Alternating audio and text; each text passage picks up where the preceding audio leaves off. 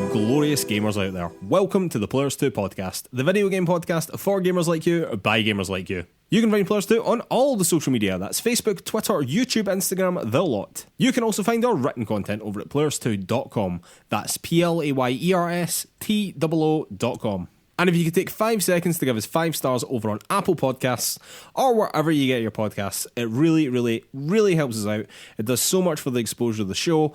And while you're over there, if you could leave us a little review as well, again, it just helps us out even more. And thank you so much to anyone that's already done that. It genuinely means a lot, and thank you.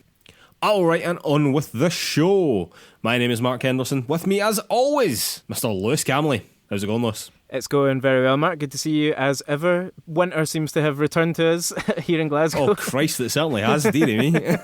About 8 inches of snow, it's ridiculous. And 8 inches of snow in Britain means that the country has come to an absolute grinding halt. Even as much as it was operating beforehand, it is now ceased completely now. Anyway, Lewis, nobody cares about the weather. We keep on talking about the weather. And I feel it's the only thing to fill in that gap. But anyway, we're here to talk about video games, Lewis. What have you been playing this week? This week, Mark, it's just been more Hitman for me, really. I've not felt like I've had a ton of time for gaming, to be totally honest, so I've just been picking away at some of the wee challenges that are still in Hitman 3. If you listened last week, you'll remember that I've finished the game's story and seen the credits, but obviously the big thing about Hitman is that it's so replayable and there's so much that you can go back and do in each level. And that's basically what I've spent the few hours of gaming time that I've had this week doing. I've tried some of the escalation missions, which are basically just going straight back into the levels that you've already played, but with some different targets and usually with a set of criteria about how to take those targets down that differs from the main missions. And so to go to the Dartmoor level that everyone is still talking about, this kind of Knives Out style Agatha Christie thing, you can play an escalation mission in that level where you have to kill the entire family and make it all look like accidents. And so it's kind of just that's cool, man. Yeah, like it's that. Just about subtly changing the puzzles. And so by this point, or certainly by the time I've come to try any of these, I know the levels very well and, you know, where to find objects and all that kind of thing. And so you can actually properly plan out what it is that you think you'll have to do. And it's a new challenge when you are starting to feel like you've really got to grips with what's already there. And on top of that, I spent a long time completing now all of the normal challenges on the Berlin level, which I think is my favourite level in the game. It's a nightclub setting and it also has a kind of biker garage at the back. But it can be a really tense and difficult level because the 5 targets are all armed ICA agents and they're very mobile and you basically can't really easily survive gunfights with them. And going back in and doing all these challenges that the game sets up for you, which can include everything from sniping all 5 targets to having a meeting to confront them and things like that. It's just, again, different ways to get to the same objective. But by doing them all, I've been ramping up my XP and my level mastery, which again gives you new ways to play it, new things to bring in from the start, new positions to start from. So I've effectively conquered that Berlin level, Mark, and it was fucking great. If anyone is still hesitating about playing this game, just give it a try. Do anything you can to just play a level for a couple of hours, and I'm sure you'll fall for it. Nice one, man. That sounds great, to be honest. I think that I have to play this game at some point, this series at some point, the sort of rebooted version of all the games. Are you still going to go back and play the levels from the first 2? Definitely, yeah. I've not really spent enough time looking into how to get a hold of them for the most cost-effective way. By the way, I did look up the price of Hitman 2 and Hitman 1 since you said it was extortionate on PSN, and it totally is. Yeah. So I back you there. My apologies for trying to force you into spending an absolutely ludicrous amount of money on them. Yeah. But yeah, I think that you should maybe see what is the most cost-effective way because they are still totally full price just now. Yeah, on online sales, absolutely. So I'm going to look at seeing if I can get disc versions of the previous games, or at least Hitman 2, and if I have to pay for the Hitman 1 levels, whatever. I've been reading a lot into those as well and just hearing about certain levels. I think there's a DLC mission from Hitman 2 set in a bank in New York, which a lot of people have raved about. Anything that I read about these other levels, I'm just like, oh, I want to see what's going on with them. So yeah, I 100% will be playing those at some point. Nice one, man. That's really cool. And what about yourself, Mark? What have you been playing? It's more Persona 5, isn't it? Of course it is. It's the same thing. It's the same thing. I'm still playing it. I can now say, though, that I am confidently more than halfway through at a cool 60 hours in. So that's nice. Good stuff, yeah. What I will say is that the game doesn't really change very much. I mean, you're basically doing the same thing over this enormous amount of time, which to a lot of people, again, this is why I just so would not recommend this game to anyone, like genuinely. That must seem incredibly boring to a lot of people, but the characters are just drawing you in, and the more time that you spend with them, and obviously I have spent a huge amount of time with the characters in this game, and will continue to spend a huge amount of time with the characters in this game, is that they are all richly drawn. They've got their own set of motives, they've got their own backgrounds, they've got their own interrelationships with everyone else in your group, with you. It's just a bunch of characters that you want to get to know more. I sort of was thinking about a comparison, and my best comparison that I could come up with was, you know how Mad Men? You've seen Mad Men, right? I've seen Mad Men, of course, Mad Men. Ladies and gentlemen, if you haven't seen Mad Men, do yourselves a favour and watch Mad Men. It is absolutely incredible. But I think that if you were to describe just a single episode of Mad Men, just any episode at random, to someone, it might not seem as though a lot's happened. It might not seem as though it's very exciting or interesting. But watched as a whole, and seeing Don Draper or Peggy or Roger Sterling or like one of the amazing characters in this show, and there are so many amazing characters in this show that you can look at their journey just by themselves and find something quite interesting in it. But experiencing all these journeys all at the one time as a whole is just really interesting and really intriguing to me anyway. Like, I always want to know more. Do you know what I mean? You always are looking forward to the next episode, and it's sort of the same thing with Persona 5. Like, watching someone play that for like an hour or two, like, you might have thought nothing's happened at all.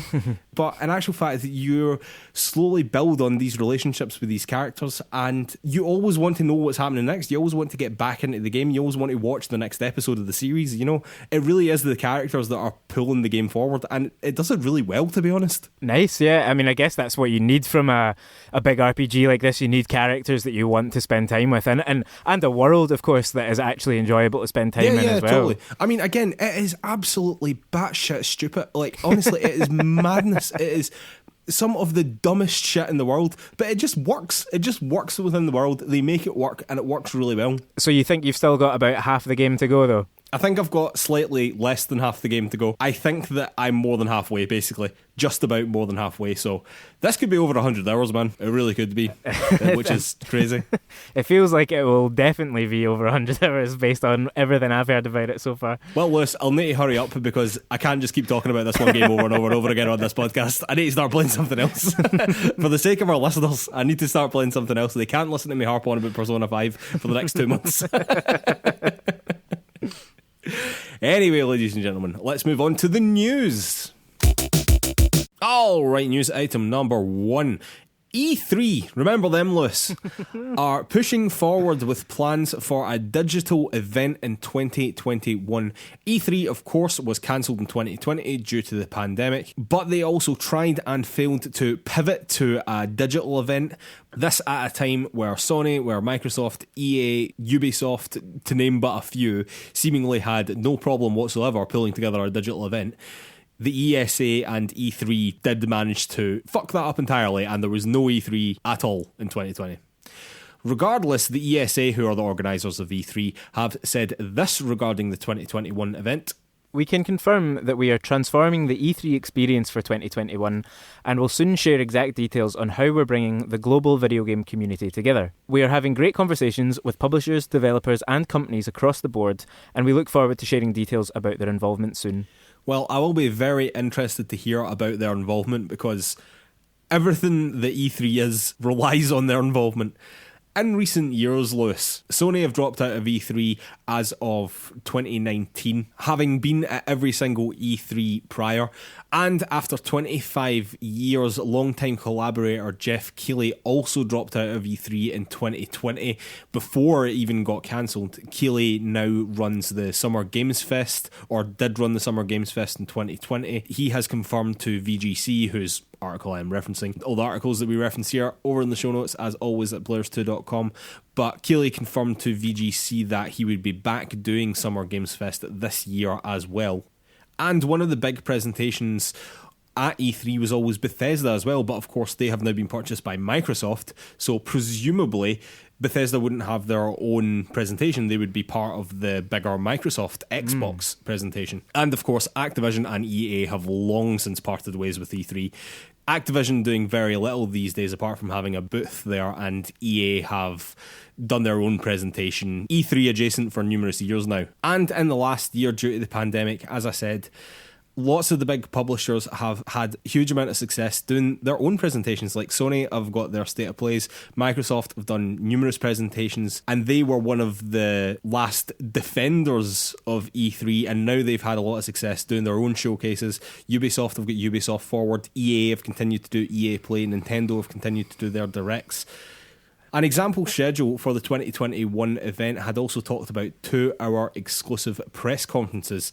And I'm just not sure that any of them will really be interested in doing a 2-hour press conference, let alone for E3. I mean, that's not really the format that they go for these days. I mean, outside of a couple of the bigger presentations, like the console launches for Xbox and PlayStation, they were a bit longer. I still don't think they were 2 hours, but maybe I could be wrong there. And particularly because this article from VGC that I'm mentioning states that these publishers have to pay a 6-figure sum for the privilege of putting on a multi-million-dollar presentation, if it were live. Granted, that wouldn't be the case this year, when they could be doing something themselves, or when they could be doing it digitally themselves, with no clear downside, because Xbox didn't need E3 to sell the Series X, and didn't need E3 to sell 15 million gamers on Games Pass. PlayStation didn't need them to sell the PS5, and didn't need them to sell The Last of Us Part 2, Ghost of Tsushima, Miles Morales, Demon's Souls. Nintendo didn't need them to sell 31 million copies of Animal Crossing. Do you know what I mean? What are these publishers gaining from E3 now? To me, not very much. Yeah, I can't help but agree with you, really. Obviously, the doom of E3 has been forecast so many times in the past, but something about the way that the industry was moving already, coupled with the pandemic and how different companies have had to respond to it, I really do think that E3, or the ESA, have a real job to do to convince publishers or developers or anyone really that, certainly if a payment is involved, that it is in any way worthwhile. I could totally see a future for E3 if they become more of a platform where some of the smaller publishers and developers can be foregrounded, and there's a kind of tacit agreement across the industry that all the other publishers and platform holders will do something around that period.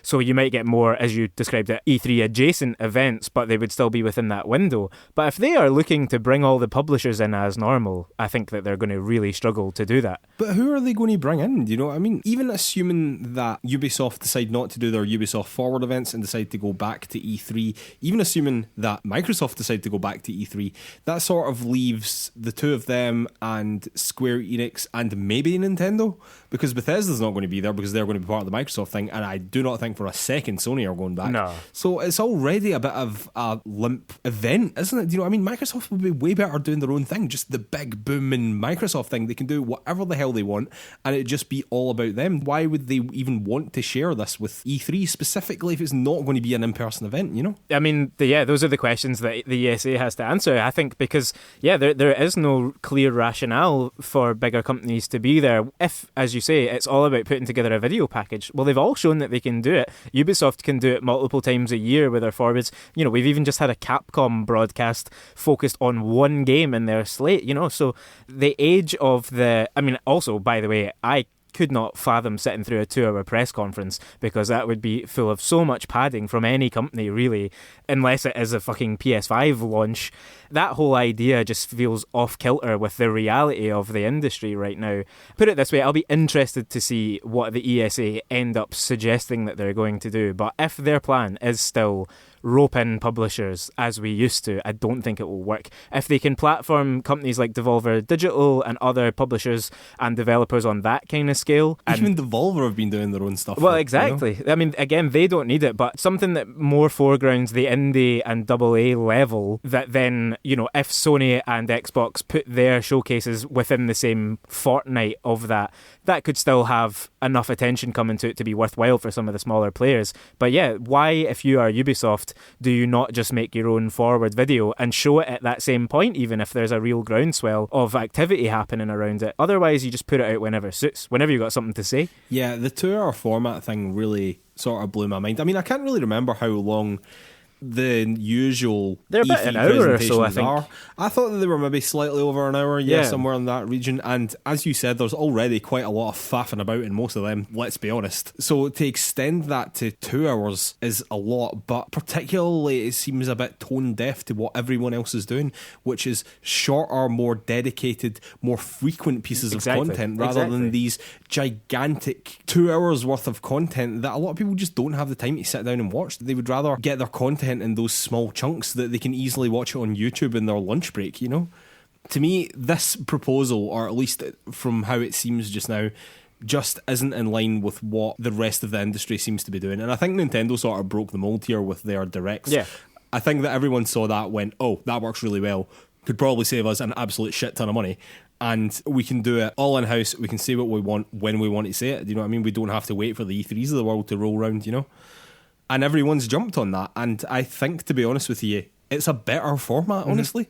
The format of E3, although it's really exciting to have all that all at one time, and I will absolutely miss this. I mean, E3 was when we decided to launch this podcast. You know what I mean? We decided to launch our podcast around E3 because it was the biggest thing going in games, and we wanted to be part of that conversation. Our first ever episode, our first 2 episodes actually of this podcast, were recapping E3 because E3 was just the heart of what was happening in gaming at any particular year. But even in the short time that we've been doing this, and it's getting scarily close to 2 years, Liz, things have just changed so rapidly, and I think that that has been accelerated by the pandemic. But ultimately, the ESA really need to shake up what they think E3 is in a big way, or else this is simply not going to work. Alright, loose news item number 2. We finally have PlayStation 5 sales numbers, and they are pretty bloody good. Sony has shipped 4.5 million PS5 units worldwide, it has been revealed in an earnings report. Despite the fact that it is very difficult to buy a PlayStation 5 almost anywhere in the world right now. It has also been revealed that the demand for the PS4 has basically plummeted since the PS5 has come out.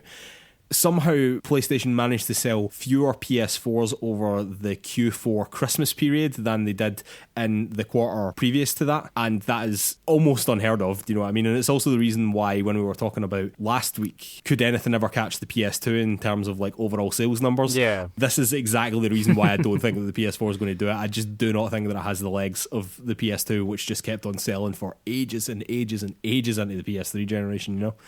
However, don't feel too sorry for them, because industry analyst Daniel Ahmad has pointed out that Q4 2020 is actually the best in PlayStation's history, with revenue up 40%, partially because of the PS5 launch, and operational profit is up 50% because of higher game sales, PlayStation subs, and apparently a better margin on the PS4, which they seem to be selling less but at a higher margin. Don't really know how that works, but it's contributed to a huge boost in their operational profits.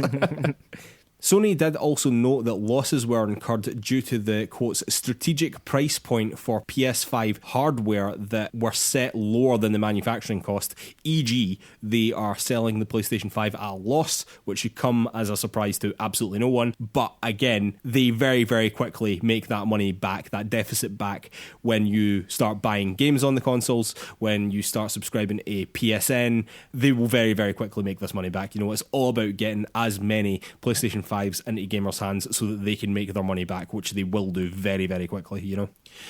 This makes the PS5 launch broadly in line with the PS4 launch, which also sold 4.5 million units in its launch quarter. However, due to the scarcity of the PS5, and I know that the PS4 would have been scarce as well when it first launched, as all these consoles are, but I do think that this year, because of the pandemic, because of various other factors that we might touch on, the PS5 and the Xbox Series X, to be fair, has been very scarce.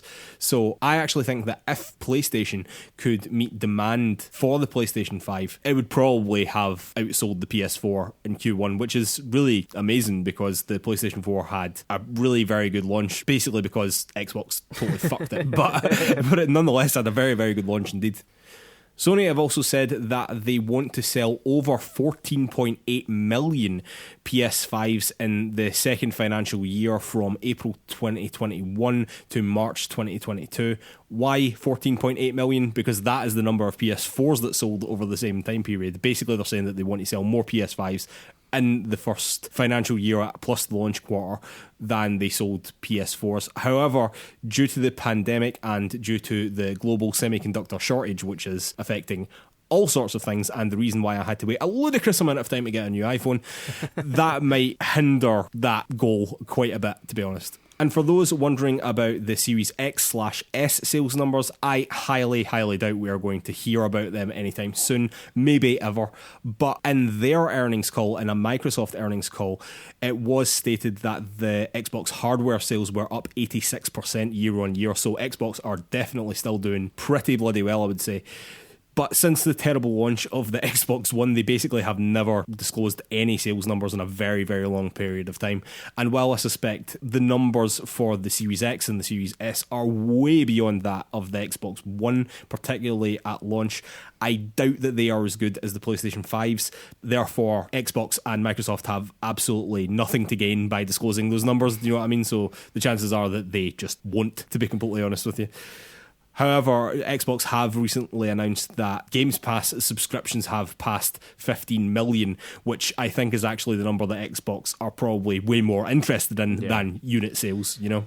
Yeah, absolutely. Just on that last point there, about Xbox, we will probably never get to know the precise numbers. I'd heard rumours that they were about 1 million less than PlayStation's at the moment, but... By the way, can I just say, see if that's true? That is an amazing launch for them because they were so much further behind that's the exactly Xbox One launch. I was launch. about to say, that is an amazing launch. It's I mean, if they're saying their hardware sales are up by 80% as well, that's an indication that things are much better this time round.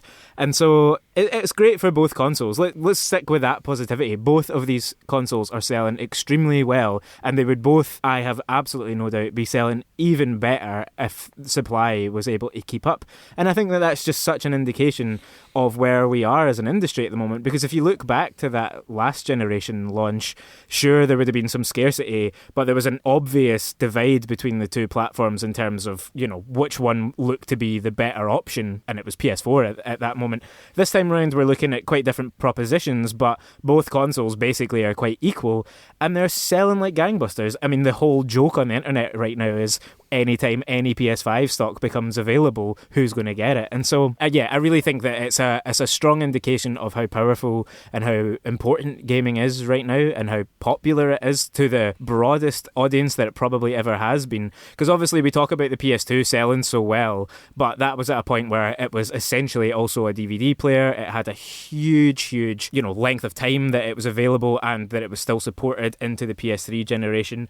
At the moment, we're simply looking at these mammoth consoles that the whole world wants to have them. It's great business for both companies, especially Sony, who continue, there was suggestions that they might be on a wobble. Would we see those PS4 numbers start to drop? It looks like they are doing just fine. Yeah, it certainly does. And both companies, as you said, are doing absolutely fantastically well. PlayStation is outselling Xbox, right, fine, whatever. Both of the companies are doing absolutely fine. They're both offering fantastic services to their core gamers. And as you said, I think that if the supply could meet the demand, we would see that gaming is bigger and more popular and more important to way more people than it ever has been. And I think that's fucking awesome. Exactly. All right, news item number 3. A job listing for 343 very much seems to suggest that there is an unannounced Halo game in development loose.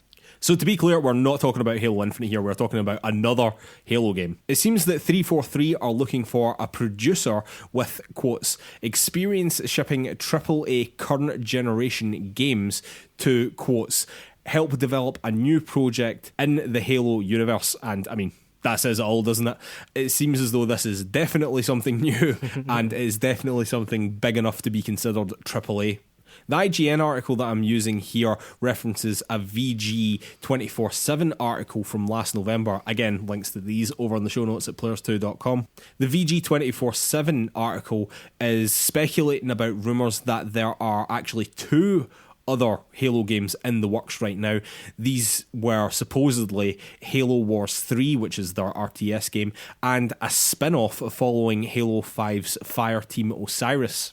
Halo Infinite has obviously been delayed until fall 2021, a full year after it was supposed to be coming out, in line with the launch of the Series X. I would highly doubt that we hear anything about this unannounced game until we get a pretty concrete date for Halo Infinite.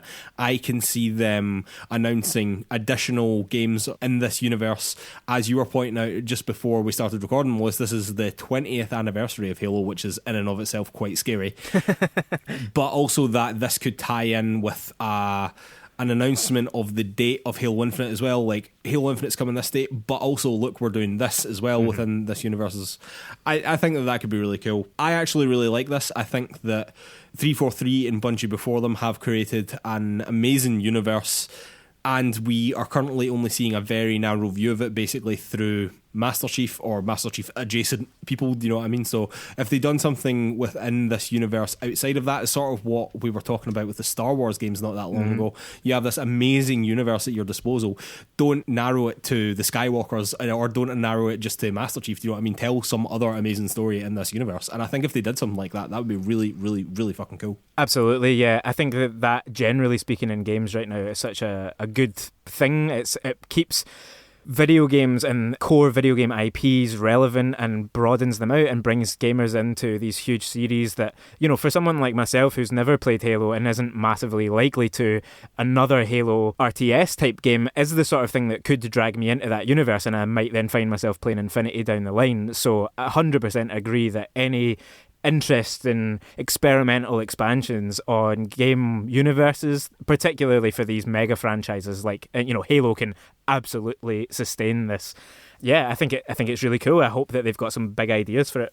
Me too, I really do. Even if they were doing something more at the AA level rather than the AAA level. I know that this job title says AAA, but even if it were something smaller scaled, you know what I mean, and we could get another couple of spin-offs, basically, even if it was following characters that were already established in the franchise, even if it was just telling something totally different in that universe, like, I really think that would be great, and I really think that way more series would benefit from doing something like that. So I hope that that is what Halo are going to be doing with this, because I actually think that could be really exciting. All right, news item number 4. The Silent Hill composer Akira Yamaoka has said that his next project is, quotes, the one you've been hoping for. So, I think we all know what that means. He said these comments in an interview with YouTube channel Al Hub. Yokohama said in the same interview that he expects the game to be revealed sometime this summer. This being the latest in a string of now deafening rumours, quite frankly, about Silent Hill and Konami. I was as sceptical as skeptics get, Lewis, but there's obviously something happening with this game that is absolutely undeniable. However, this is still Konami. Until I see a single-player focused, narrative-driven AAA game in the Silent Hill series, I'm not really quite sure I believe that that is what the game is going to be. Basically, if you're a Silent Hill fan, I really would try and not get your hopes up too much. I can 100% see a remake. I know that that was also part of the rumours as well, that they could just be remaking the original game, which totally makes sense to me from Konami's point of view, you know. I can also see something like a new game being in the vein of Metal Gear Solid Survive, you know. Don't say which, I know, which is something that is online focused and riddled with microtransactions. And to be honest with you, why didn't they make Survive a Silent Hill game? Why did they try and bolt that onto the Metal Gear series? It's bizarre. Konami, you make mad decisions. That game would have fit so much better with Silent Hill. Honestly, the thing that would surprise me most is if the next game is a AAA, single-player, narrative-focused game that is the next canon Silent Hill game. That would surprise me more than if it was something along the lines of Metal Gear Solid Survive. Yeah, I think you're spot on with that. Let's not kid ourselves. It's definitely more likely to be something stupid and unhelpful, basically, given everything else that Konami have been doing of late. Or I so hope I'm wrong, though. Yeah. I cannot stress this enough. I so hope I'm wrong, but that is still my gut feeling. Yeah, I think you're spot on. I hope it's not the case too. And I think basically it will come down to, is there anyone else involved? There had been rumours before that Sony were in some form getting involved with this game or this series. Yeah, it was a partnership between Konami and Sony. Yeah. And I could see that. If that turns out to be true, then I think we will get, whether it's a proper sequel or a proper remake, reboot even, I could see them doing Silent Hill 1 again, but with changes to it, just to make it start off a fresh series almost. But if it's Konami on their own, then yeah, it could be anything. It could be a battle royale set in the Silent Hill universe. My god, it's so good. Yeah, it's so good, couldn't it? It's a terrifying prospect, but it could be true. But so I would echo what you said. Like, if you are a big Silent Hill fan, and particularly if over the months you've heard us talk about these rumours and you've got yourself very excited about it, keep calm just now. These comments themselves were given in Japanese. It could just be a bad translation potentially, but there's been a bit of back and forth around those comments being asked to be taken down, and then Konami saying that they never asked for them to be taken down in what felt very much like a Konami move. A Konami move, and the Streisand effect in full force, where something becomes much more famous because you point out that it's there. Yeah. All of that suggests that there's something bubbling away here, but also, you said a summer reveal there. Could we be seeing Konami at E3 announcing Silent Hill? Absolutely fucking not. They might be announcing Silent Hill, but if it's at E3, I will be shocked. All right, finishing off as we always do with a couple of shout-outs. Shout-out number 1. CDPR has announced just today, actually, that they have been the victims of a targeted cyber attack which has compromised their internal systems. They were very quick to point out that, quotes, to the best of their knowledge, the compromised systems do not contain the personal data of our players or users of our services, e.g. if you play any CDPR games or you have bought anything from GOG, you should be okay. However, the ransom note, which they also published along with this announcement on Twitter, and the ransom note is clearly been written by a moron, it annoys me no end.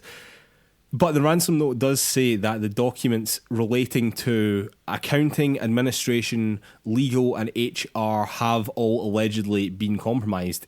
And that means that the personal information of the people who work there has almost certainly been compromised as well, which is really fucking horrible and, quite frankly, probably really terrifying for the people involved in that. Whatever you think of CDPR after the launch of Cyberpunk 2077, or even before that, it doesn't really matter. That launch was a shambles, and quite frankly, I think that CDPR behaved very poorly both beforehand and throughout that launch. However, this absolutely is not okay in any capacity, and they absolutely did not, quotes, deserve this. Fuck this guy who done this, or fuck these people who done this. If you are praising this, really think about what you're saying here. That is beyond stupid. Yeah. It really is. This is just extortion. This is all this is. This is extorting people's personal information and CDPR's IP for personal gain. That is all that this is. This is extortion for personal gain. It is absolutely bullshit, and no one should be condoning this or supporting this in any capacity. 100% agree with that, Mark. There's nothing good to be said about this. As you said, not only does it not matter what you think about CDPR, but if it's even crossed your mind that a company, or particularly the individuals working at that company, should have something like this happen to them simply because you didn't get the game that you wanted, or that the game that you bought was a mess, which, fair enough, you've got every right to be angry about. But if it's even crossed your mind that something like an extortion attack is a suitable response to that, is completely absurd, and you need to reevaluate what your perspective is on the games that you own are and what the publishers of those games should be subject to. Yes, absolutely. This goes way beyond video games or anything like that at all. This is people's lives have been compromised by this, and that is a very scary thing, I'm sure, for the people that are involved. Alright, shout out number 2, and on to something far more positive, Lewis. The reviews for Persona 5 Strikers have just come out, and by just come out, I mean literally about 45 minutes before I was writing the notes for this. So, Persona 5 Strikers is actually set after the events of Persona 5, which obviously I am playing just now. But instead of being the purest, most out-and-out JRPG you have ever seen, this is in fact an action RPG, much more in line with DMC or one of the Platinum games, something like that. Currently sitting with an 84 on the PS4, an 81 on Switch, and an 80 on PC. The impressions that I'm getting from reading the blurbs on Metacritic, don't be a slave to that Metacritic, and also I apologise for only having read the blurbs, but as I said, this has literally just come out, is that the game is good, the action is good, even the story is pretty good, but it's not like great, it's not like brilliant. But to be honest, as someone who is now pretty invested in Persona 5, and if you have played Persona 5 before, maybe this is something that you would like to play as well, basically, as a continuation of that story more than anything, you know? And I'm not sure that I won't end up playing it as well, to be honest. So it does follow directly on story-wise. It's, you know, part of the same kind of narrative, essentially. I believe so, yeah. It's supposed to take part 6 months after the events of Persona 5. I believe, don't quote me on that. I think that that's right from what I've read. Which, again, has been very little because I've not had time to dive into the reviews. So, yeah, I believe that it is a continuation of the same story, or at least follows the characters after the events of Persona 5. Do you know what I mean? It's all the same. Yeah, people. Nice. So basically, anyone who has put in some time into Persona 5, it might be of interest to them. There's a definite connection there. Yeah, definitely, and you'd be familiar with everyone involved as well, I would have thought. Nice. Alright, shout out number 3. The reviews for Little Nightmares 2 have also just come out, and again, I mean about 45 minutes before I was putting these notes together. Currently sitting at an 82 on PS4, an 81 on Xbox, an 84 on PC, and an 83 on Switch. That's pretty bloody good, I would say, for an indie game. Yep. Most of the reviews are actually really positive indeed. Basically, the game is an improvement on the original. It is a very creepy, well-realised world, which, if you've seen any of the trailers for, I totally believe that.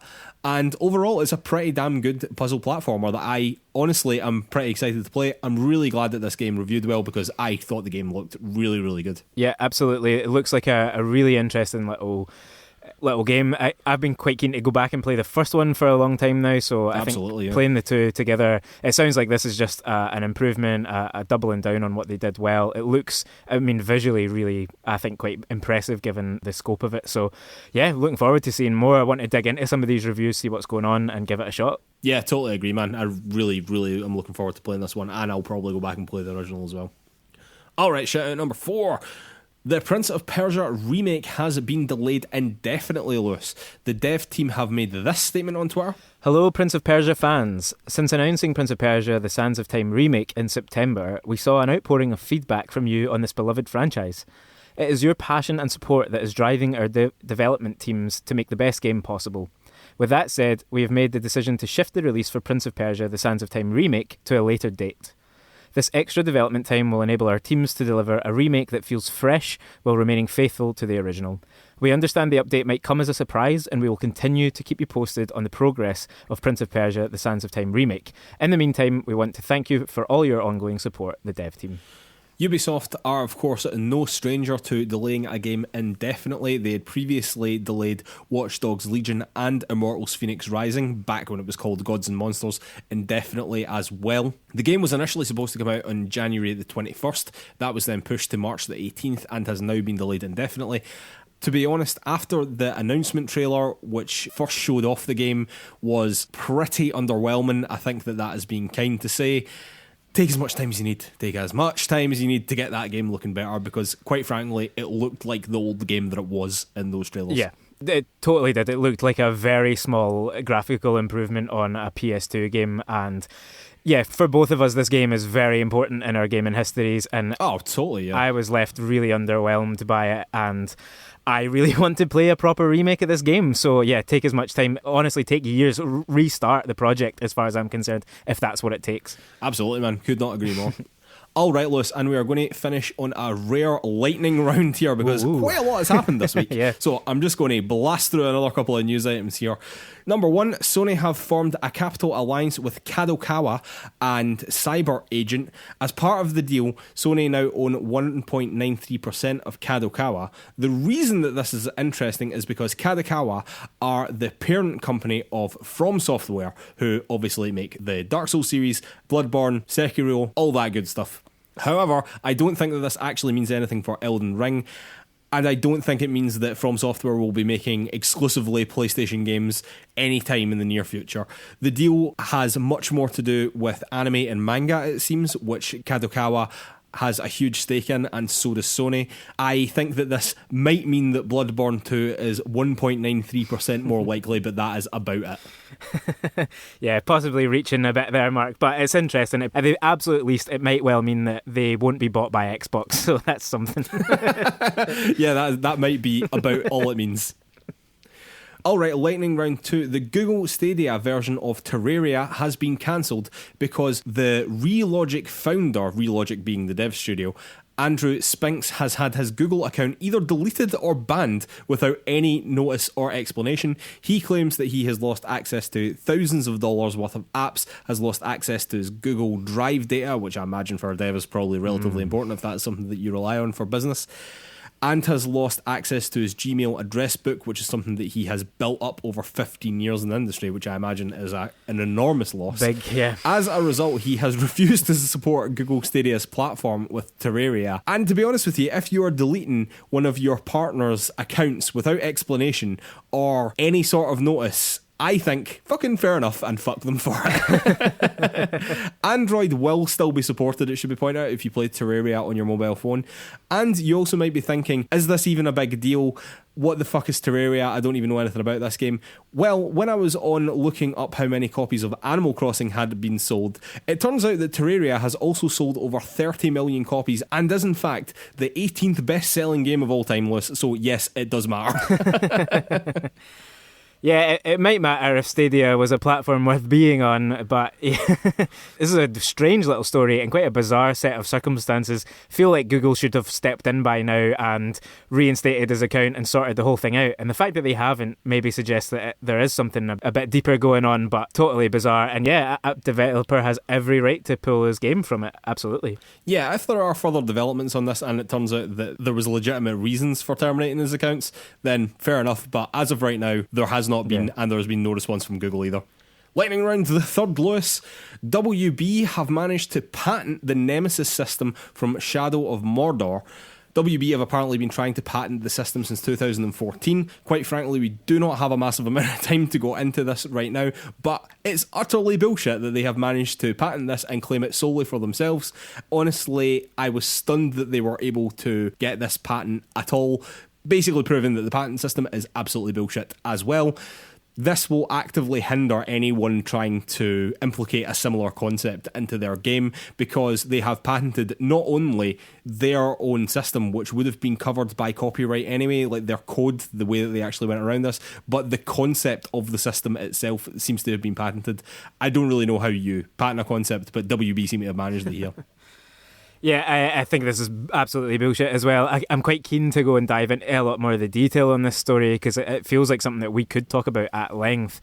The fact that this deprives other developers from using what was a really exciting system, and I'm sure they'll find ways around it. You know, people do. I mean, they will. They will, but it's still bullshit. It's totally bullshit, and it also probably tells us that WB's upcoming games are going to be fucking stuffed with it as well. Alright, and lightning round the fourth, Lewis. Crash Bandicoot 4 is coming to the current gen consoles and Switch on March the 12th. There's also going to be a PC version coming later in the year. If you already own a PS4 or Xbox One version of the game, you will get a free upgrade to the PS5/Series X version, respectively. The game will have some nice graphical updates and will run at native 4K 60 frames per second, and will have faster loading times and 3D audio effects, and it will also be taking advantage of the DualSense on the PS5 should you own that copy. Very nice, yeah. A big hit last year, seemed to do really well. I'm actually quite excited to see it on Switch. It feels like that was a good place to play it, but absolutely. But those DualSense enhancements could be well worth experiencing as well. Yeah, definitely, man. I'm sort of excited to see what they are, to be honest. But anyway, Lewis, we have well and truly ran out of time, so it is time for a beer, and then we will be back with Topic of the Week. And we are back for Topic of the Week. Topic of the Week this week is our DICE Award nominations. Now, for those of you that don't know, the DICE Awards are very similar to the Game Awards, only the DICE Awards are voted for by people in the industry, as opposed to the Game Awards, which are voted for by the gaming media, so your IGNs, Game Informers, people of that sort. And as we done with the Game Awards at the end of last year, me and Lewis are going to have a little competition to see who can get the most predictions correct. And the winner will set the loser a gaming challenge for the year. So Lewis, unfortunately, lost the Game Awards predictions that we had earlier on by only 1 point, which was very, very unfortunate for you, but amazing for me, and has to play Bloodborne at some point this year. Let's see how this goes, because that means Lewis could get 2 things that he has to do this year, dictated by me. But I did win the DICE Award predictions game last year, so you did indeed, Lewis. You did indeed. The awards show, it should be pointed out, isn't actually going to be until April the 8th, but the nominees are out, so therefore we thought we would do our predictions now. And Lewis, let's get right stuck into it, because we have quite a lot to get through here. The first award that we're going to predict, Outstanding Achievement in Animation. And the nominees for this are Final Fantasy VII Remake, The Last of Us Part 2, Marvel's Spider-Man Miles Morales, Ori and the Will of the Wisps, and Spiritfarer. Now, Lewis, last year this award was won by Luigi's Mansion 3 in the face of Death Stranding. So I don't know what the hell to go for here. So I'm going to go for my favourite game out of that list, and that is The Last of Us Part 2. Interesting. I get the feeling you're going to bet the house on The Last of Us Part 2 all over again. I get the feeling you are correct. You're about to hear me predict The Last of Us Part 2 a lot here. And it also has the most nominations. So buckle up, people. Yeah, you could very well be right there. I'm going to go partly with Luigi's Mansion in mind and go for Ori and the Will of the Wisps. Basically, interesting. Because it looks so gorgeous. I know Spiritfarer has a really nice style, but I've never paid enough attention to it to know what its animation's like. But you could totally see any game in this list winning, because Final Fantasy and Spider-Man also have incredible animations in them. So absolutely they do, absolutely. Alright, Lewis, next award is for Outstanding Achievement in Art Direction. Nominees for this are Ghost of Tsushima, Hades, The Last of Us Part 2, Spider-Man Miles Morales, and Ori and the Will of the Wisps again. What are you going for then? For me this time, I'm going to go with Hades, partly because it has a glorious art style. I think also it is one that the industry has loved as much, if not more so, than the media side of things. And if you'll remember, I predicted Ghost of Tsushima for this category in the Game Awards based on the media response, and I just think that Hades might be more the pick of the developers, if you know what I mean. I guess that makes sense, but I am actually going for Ghost of Tsushima, which did win this category at the Game Awards, so Ghost of Tsushima for me. Next up is Outstanding Achievement in Character. The nominees for this are Eivor from Assassin's Creed Valhalla, Zagreus from Hades, Abby from The Last of Us Part 2, Ellie from The Last of Us Part 2, and Miles Morales from Spider-Man Miles Morales. It's got to be Abby, doesn't it, really? It's got to be. I'm saying Abby. Yeah, I'm saying Abby. I'm also saying Abby for this one. I think we'll try not to predict too many of the same ones, but that's a strong category, but Abby stands head and shoulders above for me. Well, Lewis, it really depends on how often you're going to pick The Last of Us Part 2, about how often we're going to have the same stuff. The next category, Lewis, is Outstanding Achievement in Original Music Composition. Nominees are Carrion, Ghost of Tsushima, Little Orpheus, Ori and the Will of the Wisps, and The Pathless. Glaring omission here is Final Fantasy VII Remake, I have to say. I'm going to go for Ori, I think. Fair enough. I think for this one, I mean, there's some strong picks there, but I'm going to go for The Pathless, which was composed by Austin Wintory, and it's just stuck in my head because it's a recent game that I played, basically. I'm terrible at remembering game music after the fact. My thing about game music is, if I can remember it or I don't notice it at all, it's probably good. Next up is Outstanding Achievement in Audio Design. Nominees here are Dreams, Ghost of Tsushima, The Last of Us Part 2, Ori and the Will of the Wisps, and Sackboy: A Big Adventure. For this one, Mark, I am going to go for The Last of Us Part 2. Me too! Yeah. Me too!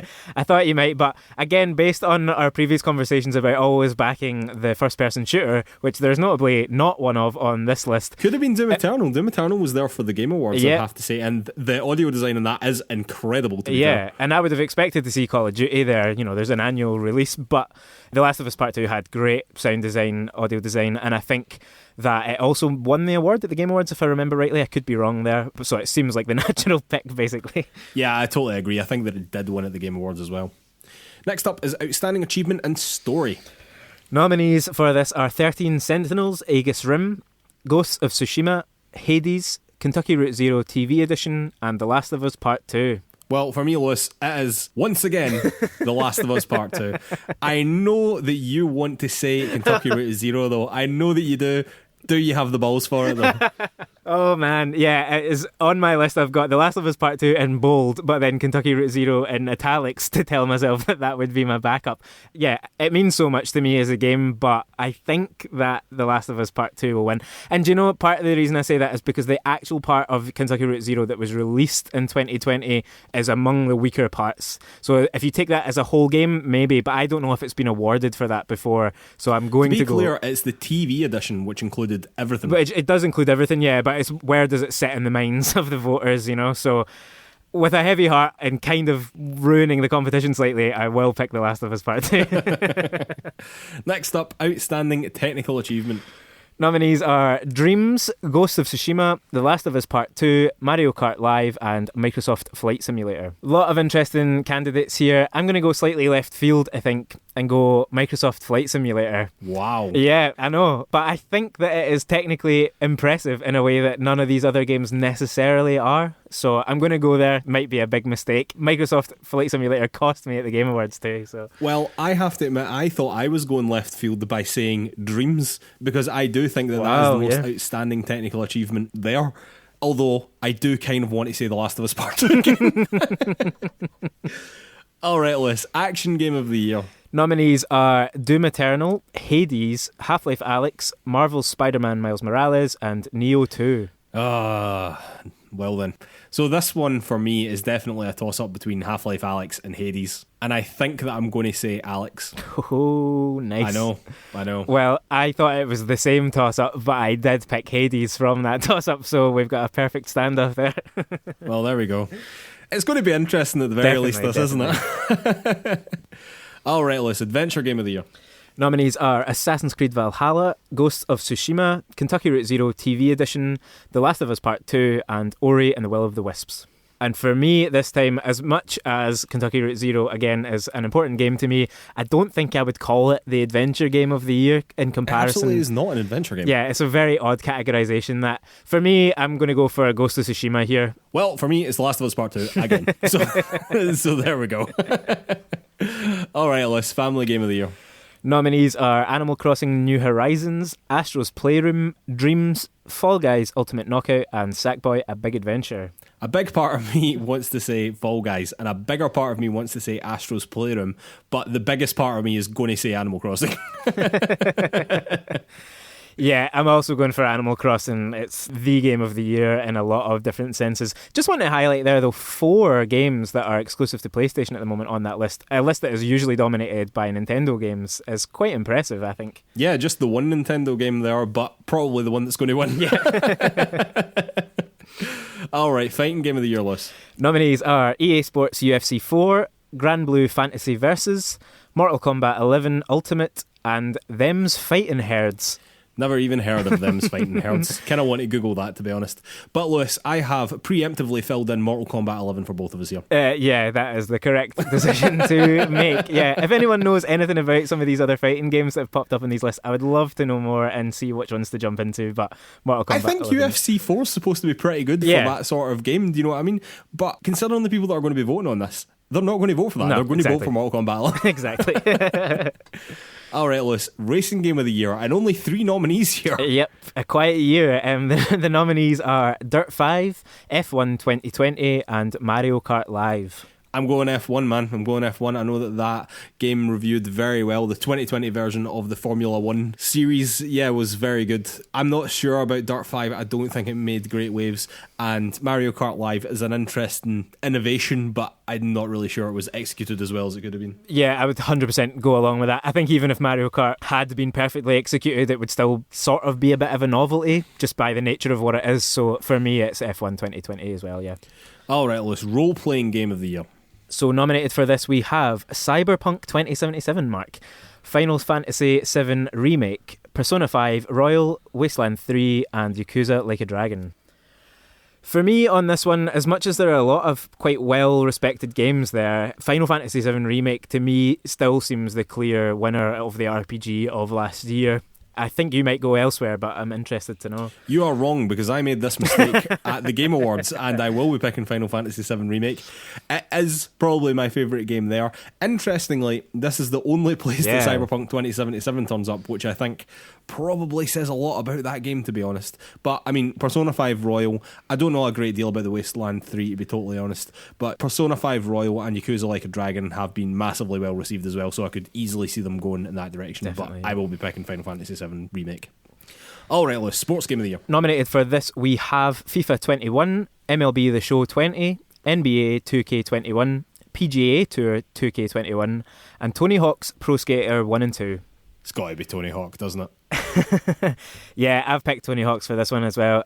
I mean, well, one partly this is based on not knowing too much about some of the sports games that release every year, and knowing that some of them just aren't that good and aren't that popular. But Tony Hawk's was both good and popular, and surely sits in a slightly better position with a lot of devs than some of these annualized franchises do. You would have thought so. Yeah.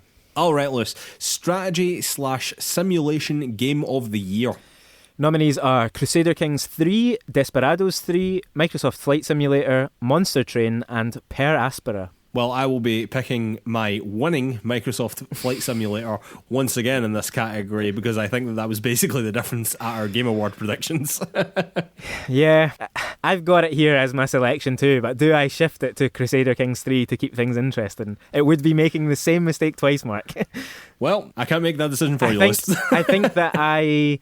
Well, no, I think I'll stick with Microsoft Flight Simulator on this one. Boo! I'm so sorry, everyone. Alright, just to be clear to everyone as well, we are skipping the VR games and the mobile games, basically because we don't feel that we know enough about those types of games to make even an educated decision, apart from the VR games, in which we would probably both pick Half-Life Alyx, but we wouldn't be doing those predictions justice, let's be honest. So, Lewis, next up is Outstanding Achievement for an Independent Game. Nominees are Coffee Talk, Hades, If Found, Kentucky Route Zero TV Edition, and Noita. Another tough category, a lot of really good games there. Again, my gut wants to say Kentucky Route Zero, but I'm going to go Hades here, because I think of all the indie games that came out last year, it's the one everyone's been talking about. Yeah, to be honest with you, I am thinking that the amount of nominations that Kentucky Route Zero has had, that it could be a strong pick here, honestly, but I do think that I have to go with Hades, because honestly I think that it probably was the best independent game that came out last year. Alright, Lewis, online game of the year. Nominees are Animal Crossing New Horizons, Call of Duty Black Ops Cold War, Fall Guys Ultimate Knockout, Ghost of Tsushima, and Tetris Effect Connected. Interesting that Ghost of Tsushima's here, I think. Yeah. Because the online portion of that game was DLC. Exactly, and came months later, yeah. I am going to pick Fall Guys here, because although Animal Crossing might be the best game here, to be completely honest with you, online game, the online component is what we're really awarding here, I think, and I want to give it to Fall Guys, basically.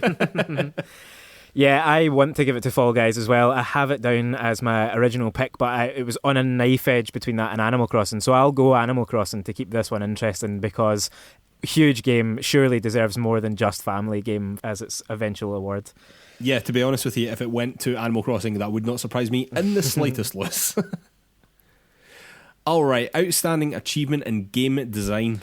Nominees are Ghost of Tsushima, Hades, Half-Life Alyx, The Last of Us Part 2, and Spider-Man Miles Morales.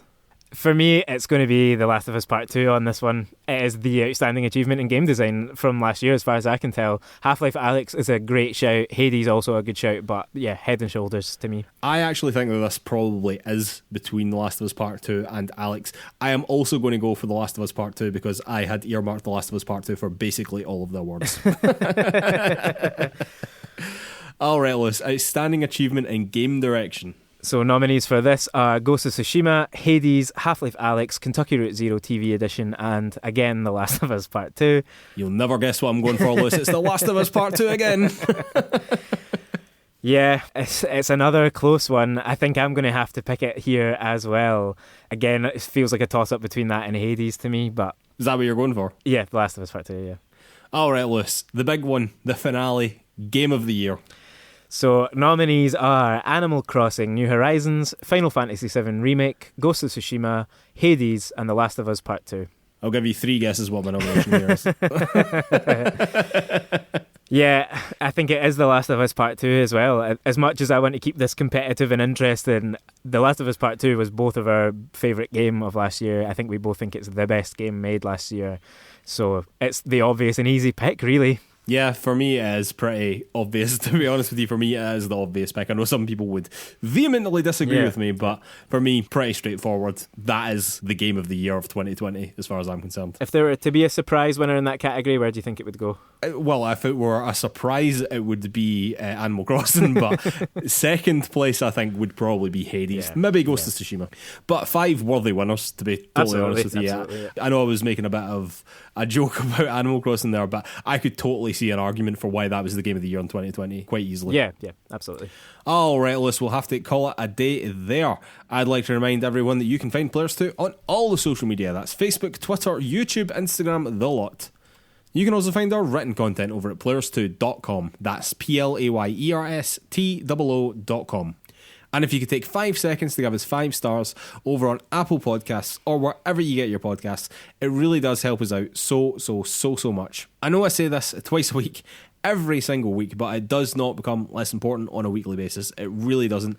And it really helps us out. So if you could take that 5 seconds to give us 5 stars and leave us a little review as well, it means so much and it really genuinely helps us a lot. I'd like to remind everyone that our play-along game for this month is What Remains of Edith Finch. This is the second game by Giant Sparrow. I have already played this. I'll be very interested to see what your thoughts on the game are, Lewis. Yeah, I'm yet to start it, but it's right up my street in terms of mysterious walking sims with lots of story to uncover. So yeah, it's been on my list for so long. I can't wait to give it a go. Nice one, man. All right, ladies and gentlemen, we will see you next week.